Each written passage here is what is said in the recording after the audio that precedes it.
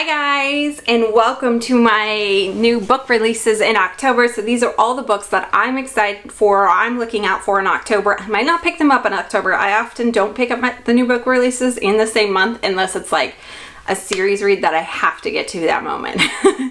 But these are all the books that I'm excited for that are releasing this October.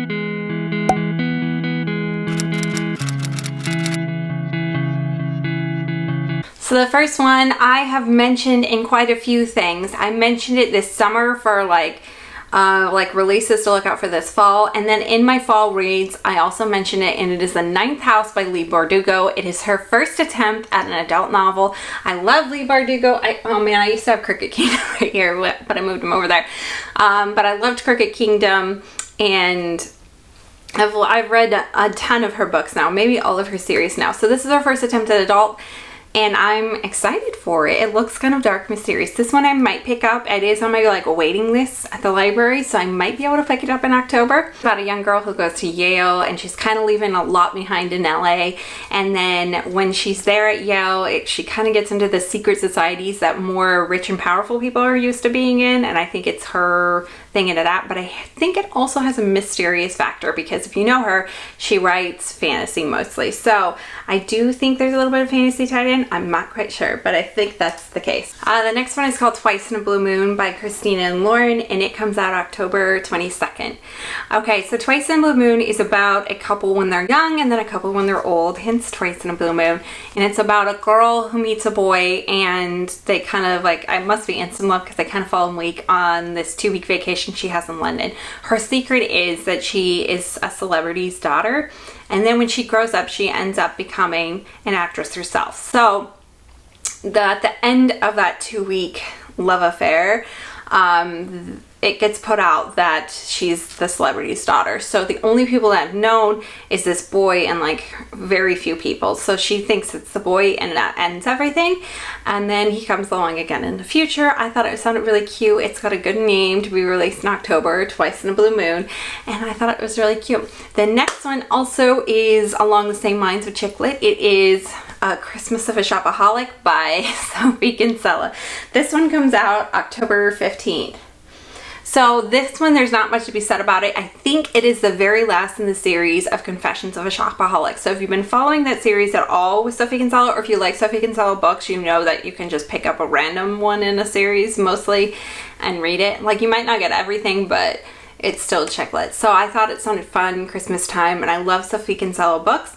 And yeah, there's not much to say about this one because it is the last in the series. It's a first in the series, and it is called Beautiful Number 1, and it's by Renee Ade. I can't say the last name, and it comes out October 8th. This one sounded like a book I have not read, but it sounds very Halloween-ish.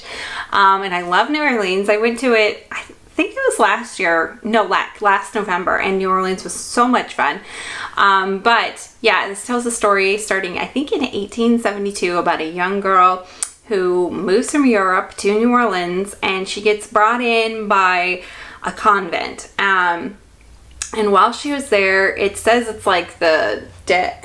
It says it's a city ruled by the dead. So she gets into the intrigue and the underground and the mystery and the magic of the city, and she gets lured in by a guy. I think his name is Saint Sebastian, and then one of the girls from the convent, one of the 6 girls who got taken in, ends up dead. So it worries her about him and this underground society she's kind of in now. And then all these other people start turning up dead. So then they're kind of all scared because there's a serial killer on the loose in New Orleans. But it sounds really good, I think. Very Halloweenish, very October appropriate. And I thought it sounded really cool.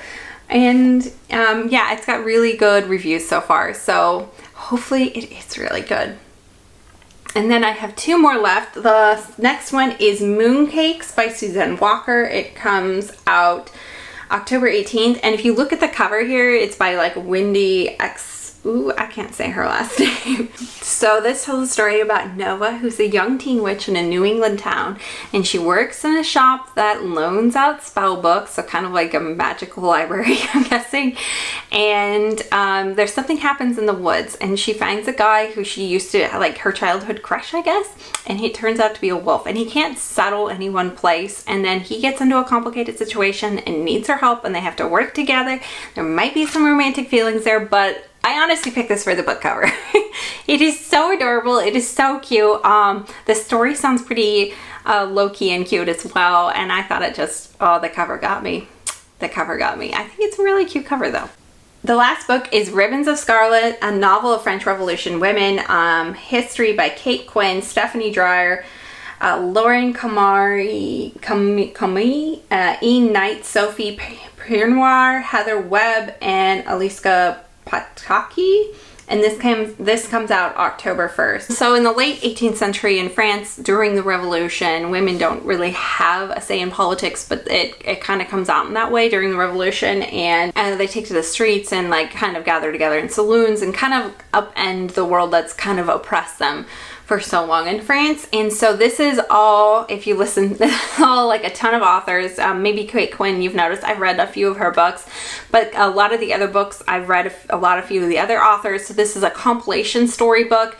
It's about one woman who, her name is Sophie, and she ends up leading a march in Versailles for Louis. That's during the French Revolution. And then when everything kind of does topple down, even the women might be subject to the guillotine at that time. So it's just like the women's stories during the French Revolution. I thought it sounded really cool. It does have really good reviews. I have not read anything, I think, on women in the French Revolution before. So to me, it sounded intriguing. I do like Kate Quinn and her writing style, and I've read quite a few of the other authors too, and I've liked their writing style as well. And so this one is a completely different, but definitely historical. So if you like to read historical in the fall, I would suggest checking it out. But those are all the books that I'm excited for this October. There is one honorable mention I would say is, I love Rainbow and Rowell.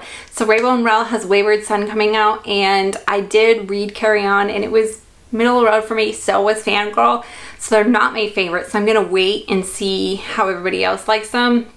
Sometimes I do that with books, and if they don't get great reviews, then I kind of typically don't pick them up. But it is on my list. Like I've got my eye on it.